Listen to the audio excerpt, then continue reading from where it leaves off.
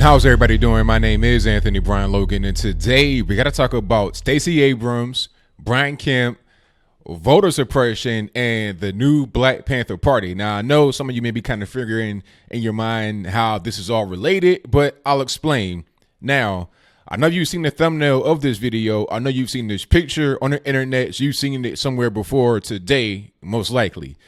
What's going on here is that you have the new Black Panther Party out there somewhere by Atlanta or in Atlanta itself protesting against so-called voter suppression, and they're trying to rally in favor of Stacey Abrams. Now, this is really just an ironic picture because, first of all, you guys that are out there with your weapons don't understand that Stacey Abrams may not really be on your side. Before I get into all the ways this is kind of ironic and how they probably should be supporting Brian Kemp rather than Stacey Abrams and how this whole issue of voter suppression is not really real, let's get into a video of Miss Stacey Abrams herself talking about guns and what her policy would be going forward if she were to become governor of Georgia rather than Brian Kemp, her conservative opponent. So without further ado, let's go ahead and roll it. Let's talk about gun policy. When you were a state lawmaker in 2016, you co-sponsored a bill that would have allowed Georgia state authorities to take away so-called assault weapons from current gun owners. Most similar bans would grandfather in existing weapons of that sort, semi-automatic rifles that are called assault weapons. So is that your current position, that law-abiding gun owners in Georgia should have to give up those weapons if authorities deem it necessary? In the state of Georgia, you introduced legislation to start conversations. I am happy to work with the legislature to figure out how we make an assault weapons ban work. But what I fundamentally believe is that we have to have common sense gun safety legislation.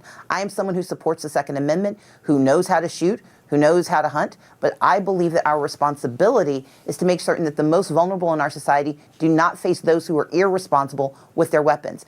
AR-15s are not necessary on our streets. Semi-automatic weapons have to be put under a certain level of responsible control. And I believe as the next governor of Georgia, I can work with Democrats and Republicans to come up with common sense gun safety legislation that will allow us to make our families and our community safer. Well, just to be clear, you were one of 6 co-sponsors of this bill, a House Bill 731 introduced January 11, 2016, not that long ago. Your co-sponsor told reporters the law, quote, would require gun owners of these particular models to turn their guns in. And again, my point is this. The legislation introduced was the beginning of a conversation. I am absolutely certain that were we to pass this in Georgia, we would have a conversation about grandfathering in, about whether or not people would turn their guns in, whether there would be buybacks. There are a number of approaches to take to accomplish this goal, but the fundamental responsibility is common sense gun safety legislation in Georgia, making sure we get dangerous weapons off the streets and that responsible gun owners stand together to hold those who are irresponsible accountable, and we reduce the risk of harm to the rest of Georgia. Well, just to be clear, though, I'm just trying to understand. So you don't support the actual legislation, you just support having a conversation about it? No, what I've said is legislation in the state legislature is about starting the conversation. Very few pieces of legislation are introduced and come out the same way they go in. That's the process of making the law. My mission in 2016 was to be a part of the conversation. I believe that we have to ban assault weapons in the state of Georgia. I believe that we have to ban assault weapons in the state of Georgia. I believe that we have to ban assault weapons in the state of Georgia. But what I'm saying is, as part of my leadership, I'm going to work across the aisle, and we're going to have a conversation about how we accomplish. Okay, so you saw that. You see what's going on. Now, she's talking about, oh, I know how to hunt. I know how to shoot. Well, if you know how to hunt, you know how to shoot, you know that semi-automatic does not really mean anything other than that's how the ammunition is set into the weapon. Rather than just, having the musket or something like that, you slap in the magazine and you can just fire as quickly as your finger could pull a trigger. It's not about, or you could just push the trigger and the bullet spray.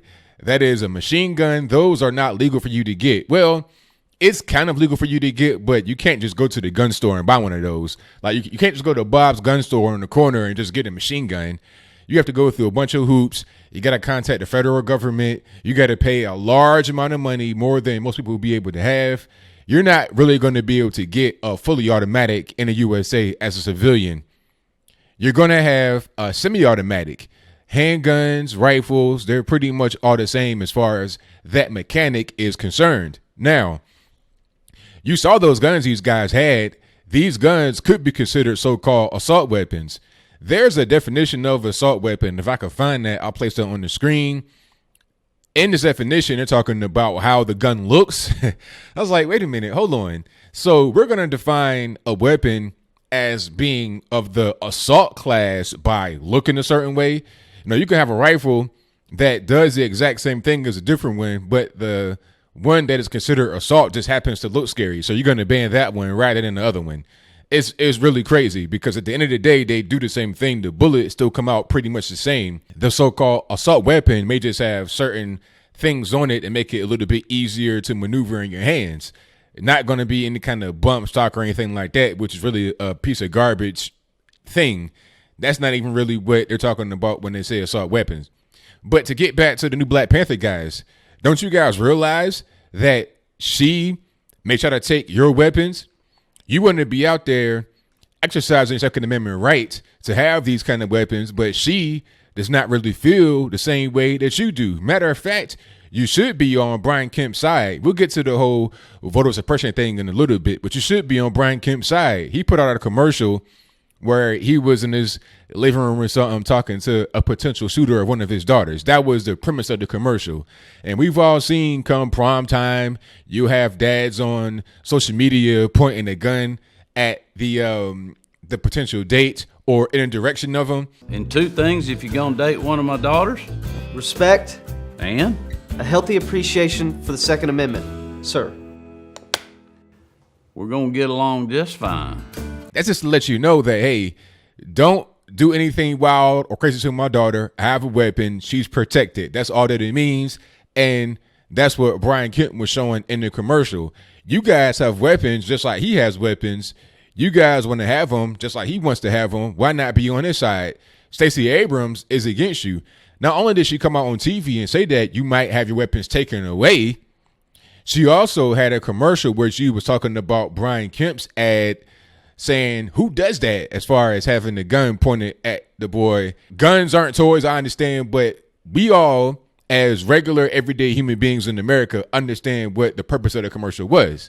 So, again, you guys, the new Black Panther Party, should be on Brian Kemp's side. Now, to get to this whole issue of voter suppression, the Black Panther Party, or this particular group of them, put out a statement about this, and I'll place that on the screen. But basically, they're saying thousands of people won't have their voice heard this election because of voter suppression tactics. I'm reading articles on theroot.com. Y'all pretty much know how crazy they are on the left. They're talking about, this whole exact match rule that Brian Kemp was involved with in his current role as Secretary of State in Georgia. They're saying that's somehow a voter suppression tactic. It's crazy. The whole exact match rule means that your voter registration may be null and void or thrown away if you have certain things that do not match your DMV records. If your name isn't the same name on your voter registration as it is in DMV, if there's a certain apostrophe or whatever missing, that can be discarded. And the reason for that is because they're trying to protect your right to vote, not eliminate it, because people engage in identity theft. This is a real thing that goes on all over the nation, not just with voting, but also with credit, with a lot of different things, job applications.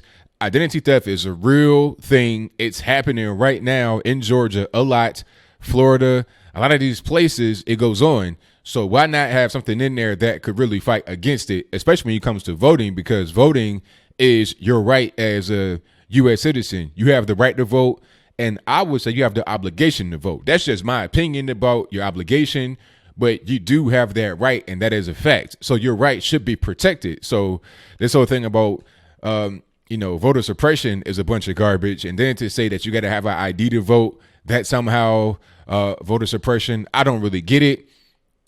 You got to have an ID to live. You got to have an ID for everything. Nobody complains about having an ID to get into the club, to go drink, get drunk, whatever, to go to the grocery store and buy cigarettes, alcohol, lottery tickets, maybe. You got to have an ID for a lot of different things. You got to have an ID or a license to drive. You got to have your ID for a lot of different things in society. It's not just, we're trying to suppress the vote. Nah, we're trying to protect the vote, because think about it like this. You have the right to vote. You have your name. I'm Anthony Logan. Somebody comes into my voting area and they say, I'm Anthony Logan and I want to vote. No ID, no nothing. They can just go vote. Now, when I want to go vote, oh, I'm sorry, somebody already voted for you. What? And what about those that are deceased and people come in and vote as them? How is that fair? How is that right? Now, there's a study that came out and said there's no real evidence of, voter fraud, and this is a scare tactic by the right. But how do you really know that study is 100% accurate? And how can you really tell all the cases of voter fraud? Because the whole point is to not get caught. So how do you know that there's not a widespread thing going on? People were telling me that live in California that a lot of illegal immigrants are voting. They're openly trying to do it, I think, in San Francisco, talking about, oh, it's only for small local elections. Voting is voting. I don't care if it's for, dog catcher or the president. It's still voting. It's still the same process. So don't hand me this thing about, oh, it's a small election. We're not trying to get them to vote in a national election. So what? Local elections, small and large, matter, as does the national election. Actually, the local elections are more impactful as to what happens to you right where you live. The national one is important for federal matters, but your everyday day-to-day life is mostly determined by your state. You know, if you have high state taxes, sales taxes, income, whatever it is, all that's going to be done by the state. You know, is it going to be a new sewage plant built right across the street from where you live? Those things are handled on the local level, not the federal level. So this whole thing about voter suppression is really a load of garbage. If anything, these guys that are out there with their guns from the new Black Panther Party could be considered doing some kind of voter suppression via voter intimidation. If you're out there with a sign, vote Stacey Abrams, I don't know where you are. Are you outside of a polling place? I don't know what's going on. But if you're out there with your weapons, you got on your all black, you're part of the new Black Panther Party, that's intimidating to many. So you could be considered doing voter suppression yourself. Now, if you want the right to be able to have your guns, if you want the right to be able to protest how you feel, then you shouldn't be backing Stacey Abrams. That's going to be hilarious if she were to win, which I doubt. If she were to win, then these guys would not be able to do what they're doing. All right. She's going on TV talking about common sense gun control will do nothing but hurt individuals like that. And I am guessing that at least one of these guys got a felony. So somebody might get locked up that's in that particular picture if they continue to do what they're doing, if not all of them, because of the kind of guns that they have. So that's pretty much all I wanted to say. The midterms are tomorrow, November the 6th, 2018. And you guys need to go out there and vote. Vote right. I know that I probably shouldn't be saying vote left, vote right, be independent. But nah, go ahead and vote right. I believe that's the best way to be. If you think that I'm wrong, hey, that's okay. It's fine. As long as you go out there and vote, I'm not going to be mad at you. I can just disagree with you on who you vote for, but I respect you for the fact that you went out there and voted, because too many people in this country do not use their rights. They don't go vote. You need to vote to protect your rights. These guys in Georgia, hopefully they see this video and they understand who's really in their corner. If they sat down and talked to Brian Kemp, they'd probably figure out that they have much more in common with him than they have not in common. So what do you think? Do you think that this whole kerfuffle over the picture illustrates ignorance? People just don't understand. You got there protesting in favor of Stacey Abrams against Brian Kemp because of this whole voter suppression thing. Meanwhile, you don't understand the avenues that were taken are to protect your vote, are to protect your right to bear arms. The other person does not really want that. They want you to be able to go out there and vote as anybody. You could be a felon. You could be, a sexual predator, whatever it is. You can go out there and vote, and that's fine. But what they don't want you to have is your guns to protect yourself. All right. So when they want to do whatever they want to do, once they get in office, after you vote for them, you can't defend yourself against it. So how do you feel about that? I know I'm going to vote red 100% up here in Tennessee. I got Marsha Blackburn. I got Bill Lee. That's who I'm voting for. And everybody else, that is in my particular area, in my district, I'm voting for them. I'm going to vote the right way. Hopefully you do as well. But whatever your comments are, please let me know in the comments below. And that's all I got to say for this video. If you like what you heard, please comment, rate, share, and subscribe. Peace.